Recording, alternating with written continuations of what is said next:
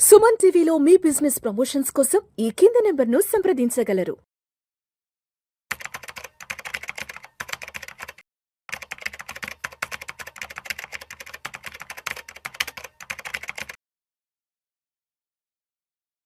నమస్తే, welcome to Vishnu talks. నేను విష్ణు. ప్రస్తుతం నాతో పాటు Kautilya capital founder and trader Ashok Devanapriya garu ఉన్నారు. వారితో మాట్లాడదాం.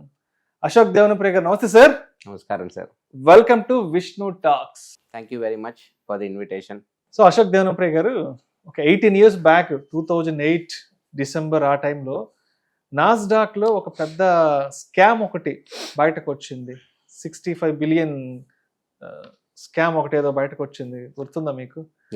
ఎస్. ఒక్కసారి దాని గురించి ఒకసారి డీటెయిల్ గా ఎక్స్ప్లెయిన్ చేయగలరు? నాస్డాక్ స్కామ్ గురించి. ఈ స్కామ్ పేరు వచ్చి బర్నీ మ్యాడాఫ్ స్కాండల్. బర్నీ మ్యాడాఫ్ పోన్జీ స్కీమ్ అని చెప్పి ఈ స్కీమ్ మీద ఒక నెట్ఫ్లిక్స్ లో ఒక సూపర్ వెబ్ సిరీస్ కూడా వచ్చింది. It's called Madoff the monster of Wall Street అని చెప్పి. ఈ ఒక scam one of the world's biggest scam and one of the world's longest scam also. 40 ఏళ్ళు ఈ స్కామ్ ని పుల్అవుట్ చేశాడు. 40 years రన్ చేసాడు. 40 ఏళ్ల పాటు ఈ స్కామ్ ని లీలాజాలంగా, అనాయాసంగా, ఆరాముగా, ఈజీగా, కూల్ గా, నీట్ గా తోసుకుంటూ పోయి మోస్ట్లీ ఇంకో 20 ఏళ్ళు తోసేవాడు. కానీ అప్పట్లో సప్రీం క్రైసిస్ వచ్చింది. అమెరికా హౌసింగ్ బబుల్ బ్లాస్ట్ అయింది. అప్పట్లో ఎక్స్పోజ్ అయింది. స్టోరీ మొత్తం ఇంతే. వాళ్ళ మామగారు కొంచెం రిచ్, పెళ్లి చేసుకున్నాడు. షేర్ బజార్ పిచ్చి ఉండింది. ఏం చేశాడు, ఒకరోజు వాళ్ళ మామగారి ఫ్రెండ్స్ ఒక ముగ్గురిది డబ్బులు తీసుకున్నాడు. మీ డబ్బులు నాకు ఇవ్వండి, నేను మేనేజ్ చేస్తాను, ఇన్వెస్ట్మెంట్ చేస్తాను, దాన్ని బాగా ఇన్వెస్ట్ చేసి మంచి ప్రాఫిట్ చేసి మీకు రిటర్న్ ఇస్తాను అని చెప్పి తీసుకున్నాడు మామగారి ఫ్రెండ్స్ దగ్గర, వాళ్ళ ఫ్రెండ్స్ దగ్గర. కానీ ఆ డబ్బులు మొత్తం పోయినాయి. ఒక రోజు ఏమైంది, మామ దగ్గర పోయి తప్పైపోయింది మామ, ఇలా ఒక మిస్టేక్ జరిగిపోయింది, తీసుకున్నా కానీ మెయింటైన్ చేయలేకపోయాను, అన్ని లాస్ వచ్చింది అని చెప్తే మామగారు సరే పోన్లే, మళ్ళీ ఇలాంటి తప్పులు చేయకు, ఆ డబ్బులు నేను ఇచ్చేస్తాను, తీసుకో డబ్బులు వాళ్ళకి ఇచ్చేయని చెప్పాడు. ఈ మనిషి వాళ్ళ ఫ్రెండ్స్ దగ్గర పోయి, చూడండి సార్, మార్కెట్ దొబ్బింది, అయినా కూడా నేను లాస్ చేయలేదు, మీ క్యాపిటల్ అట్లే ఉంది, మీ డబ్బులు మీరు తీసుకోండి అని ఇచ్చాడు. ఆ ముగ్గురు మార్కెట్ పడినప్పుడే వీడు లాస్ చేయకుండా పోతే రేపేమైనా మార్కెట్ పైకి వెళ్తే వీడు ఎలాంటి ఒక పర్ఫార్మెన్స్ చూపించగలడు అని ఊహించుకొని, వద్దొద్దు డబ్బులు నువ్వే పెట్టుకో, నో ప్రాబ్లం, నువ్వు మెయింటైన్ చేయి, మేము నిన్ను నమ్ముతాము, ఓకే నువ్వు కంటిన్యూ చేసుకో అని చెప్పి ఆ డబ్బు రిటర్న్ వాడికే ఇచ్చేసారు. వాడు ఉండుకొని ఒక పని చేద్దాము, రిస్కే వద్దు, ప్రతి ఏడాది క్లియర్గా 9% ఫ్లాట్ రిటర్న్ మేము మీకు ఇస్తాము అని చెప్పి ఒప్పుకున్నాడు. యుఎస్ బ్యాంకులలో మీకు దాదాపు 4%, 5% రిటర్న్ ఉన్న కాలం అది డబుల్ ఫ్లాట్. మార్కెట్ ఏమైనా చేసుకొని నేను మీకు ఫిక్స్డ్గా 9% ఎవ్రీ ఇయర్ మీ అకౌంట్కి వేసేస్తాను అని చెప్పి. సో కాన్సెప్ట్ ఏంటి, ఒక మనిషి దగ్గర ₹1,00,00,000 తీసుకోవడం, ఒక ఏడాది తర్వాత 9 లక్షలు ఇవ్వడం. ఇచ్చి విష్ణు గారు చూడండి మీ ప్రాఫిట్, చాలా థ్యాంక్స్, ప్రాఫిట్ తీసుకున్నారు కదా, ఇంకో ₹1,00,00,000 వేయచ్చు కదా, వచ్చే ఏడాది 18 లక్షలు ఇస్తాను అని చెప్పి మళ్ళీ ఇంకో ₹1,00,00,000 మీ దగ్గర తీసుకొని పోయేది. లేదు నా దగ్గర డబ్బు లేదంటే మీ ఫ్రెండ్ రెఫర్ చేయండి. ఇలా 9% ఫిక్స్డ్ రిటర్న్ గ్యారంటీడ్ స్కీమ్ ఎలా వస్తుంది, నేను ఆప్షన్ ట్రేడింగ్ చేస్తా అని చెప్పినాడు. ఆప్షన్ ట్రేడింగ్ ఎలా చేస్తాడు, ఆయన ఒక్క ట్రేడ్ పెట్టలే, ప్రతిరోజు మార్కెట్ అయిన తర్వాత లెడ్జర్ క్రియేషన్ స్టార్ట్ చేశాడు. డమ్మీ సాఫ్ట్వేర్ పెట్టుకొని లెడ్జర్ క్రియేషన్, ఫలానా స్టాక్ ఇక్కడ ఆప్షన్ ఇక్కడ కొన్నా, ఇక్కడ ఇంత ప్రాఫిట్ వచ్చింది, అర్థమైందా? ట్రేడింగ్ అయిన తర్వాత ఇక్కడ డబ్బులు ₹1 కూడా మార్కెట్లో పెట్టలే. ఏం చేశాడు, డబ్బులు తీసుకొస్తున్నాడు, ఇన్వెస్ట్మెంట్ వస్తున్నాయి, 9% ఇవ్వడం, అంతే కదా. సో స్టోరీ ఇంతే, incoming should be more than out going. 9% కూడా 10 ఏళ్ళు మీ డబ్బు రిటర్న్ ఇచ్చే 10 ఏళ్ళ తర్వాతే కదా టోటల్ రిటర్న్ ఇచ్చేకి. అంతా మళ్ళీ మీ దగ్గర డబ్బులు పీక్కుంటా. ఎంతో మంది డబ్బులే తీసుకోలేదు. మీరు ₹1,00,00,000 పెట్టారు, 3 ఏళ్ళు ఇచ్చాడు, మళ్ళీ ఇంకో ₹1,00,00,000 ఇచ్చారు మీరు, మళ్ళీ 3 మళ్ళీ ₹1,00,00,000. So you are giving him more money then taking payouts. ఆ ఒక లెడ్జర్ ఫేకింగ్ చేసుకునేకి ఒక పెద్ద ఆఫీసే క్రియేట్ చేసుకున్నాడు.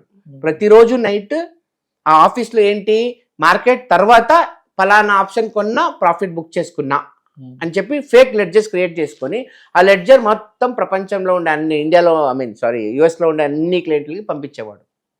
కానీ ఒకరోజు ఒక పిహెచ్డి ఇన్ మ్యాథమెటిక్స్ క్యాండిడేట్ ఒక యూనివర్సిటీలో చదివేవాడు, ఇలా ఎలా జరుగుతుంది, market is not consistent, market is not standard, market is random, ఒక మనిషి ఫిక్స్డ్గా ప్రాఫిట్ చేసేకి ఛాన్సే లేదు అని చెప్పి ఇన్వెస్టిగేషన్ మొదలెట్టాడు. వాడు అన్ని ఇన్వెస్టిగేషన్ చేసి లాస్ట్కి ఇది ఛాన్సే లేదు అని చెప్పి ఫైనల్గా ఒక పాయింట్ కంక్లూషన్కి వచ్చాడు. ఎలా కనిపెట్టాడంటే, కొన్నిసార్లు ఏం జరుగుతుంది, మీరు ఎక్కడో రాస్తారు, నేను ఈరోజు హైదరాబాద్లో 50,000 సైట్లు కొన్నా, 50,000 సైట్లు అమ్మినా, 50,000 సైట్లు అమ్మేవాడు ఎవడు, టక్కని ఇప్పుడే రేపే కొనాలంటే సప్లై ఉండాలి కదా, వాల్యూమ్ ఉండాలి కదా. సో ఎన్నోసార్లు ఆ ఫేకింగ్ చేసేటప్పుడు వాల్యూమే లేదు మార్కెట్లో. ఇన్ని కోట్ల షేర్స్ కొన్నా, అన్ని కోట్ల షేర్స్ అమ్మేసినా అని చెప్పి ఫేక్ లెడ్జరే కదా, ఆ డేటాలో చిక్కేసుకున్నాడు. తను పోయి కంప్లైంట్ ఇచ్చాడు. ఎవరికి? సెక్యూరిటీ అండ్ ఎక్స్చేంజ్ కమిషన్, మన సెబీ ఉంది కదా, అలాంటి ఒక కంపెనీ. వాళ్ళు ఏం చేస్తారు, ఒక ఎంక్వైరీ పెట్టారు. ఎంక్వైరీ ఆఫీసర్స్ వాళ్ళ ఆఫీస్కి పోతే వాళ్ళందరికీ పెద్ద మనిషి తెలుసు. ఆయన ఎవరు? నాస్డాక్ ఒక చైర్మన్. నాస్డాక్ ఈజ్ లైక్ మన సెన్సెక్స్ నిఫ్టీ ఉంది కదా, అలాంటి ఒక ఇండెక్స్ నాస్డాక్ అనేది, ఒక పెద్ద ఎక్స్చేంజ్. ఎన్ఎస్సి బిఎస్సి లాగా నాస్డాక్ ఈజ్ అన్ ఎక్స్చేంజ్. ఆ ఎక్స్చేంజ్ కనిపెట్టిన పెద్ద మనిషి అయినా, సార్ ఇలా ఏదో ఒక చిన్న కంప్లైంట్ వచ్చింది, ఏంటది, చూస్తాం ఇవ్వండి అని. తను నవ్వు, ఇవన్నీ సిల్లి, నమ్మద్దు అవన్నీ అని చెప్పి వాళ్ళకి ట్రీట్మెంట్లు, భోజనాలు ఇవ్వడం, జ్యూస్లు ఇవ్వడం చేసి మళ్ళీ వాళ్ళకి పర్కులు. విష్ణు, మీ చెల్లి, మీ అక్క కూతురికి మెడికల్ కాలేజ్ సీట్ గా చూస్తానులే, డోంట్ వరీ, అక్కడ సైట్ కావాలా నేను ఇప్పిస్తాను, డోంట్ వరీ, తక్కువకే ఇప్పిస్తాను, ఐ డీల్ అని. ఓకే సార్, ఉంటాను సార్ అని చెప్పి ఎవ్రీథింగ్ ఈజ్ క్లీన్ అని రాసుకొని పోయేవాళ్ళు. ఇవన్నీ జరిగి జరిగి జరిగి 40 ఏళ్ళు, $65 బిలియన్, దాదాపు 5 లక్ష కోట్లు, అంత పెద్ద స్కామ్ 2008 సప్రీం క్రైసిస్లో ఎక్స్పోజ్ అయిపోయింది. ఎలా అయింది? మార్కెట్ పడింది, జనాలు ప్యానిక్ అయిపోయినారు, డబ్బులు రిటర్న్ ఇవ్వమన్నారు. Incoming is more than out coming ఉండే కదా, but out coming is more than incoming అయిపోయింది.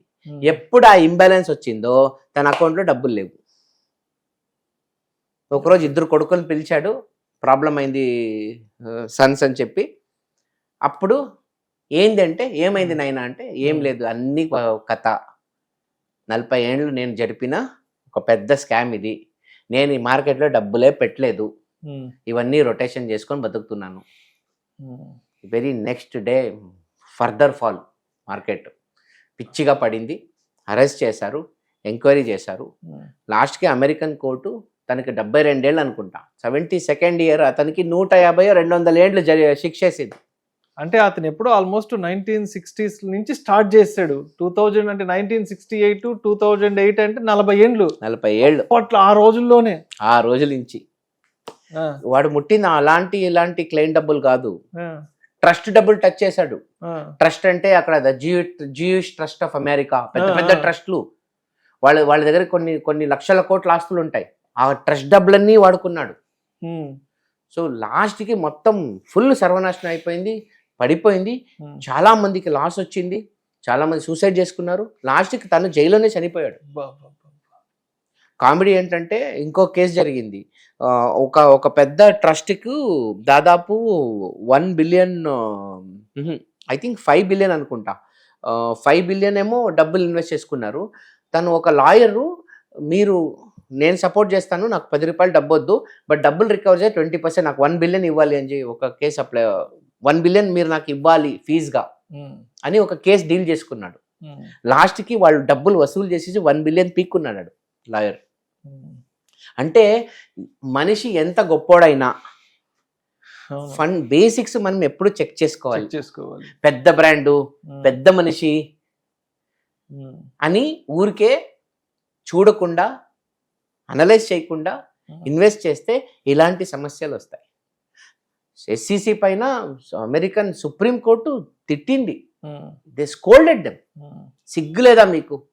మీ కళ్ళ ముందు 40 ఏళ్ళు ప్రపంచం మొత్తం మమ్మల్ని చూసి నవ్వుతున్నారు. ప్రపంచానికే మార్కెట్ ని ఎలా పెంచడం అని చెప్పించే మనం మన మార్కెట్లో ఇలాంటి ఒక స్కామ్ చేయించుకొని ఉమ్, నవ్వుల పాలు అయిపోయినాం కదా. అవును. అది ఆ మనిషి యొక్క కథ. So it's one of the largest scam. Right sir. Thank you so much Ashok Devanapriya గారు.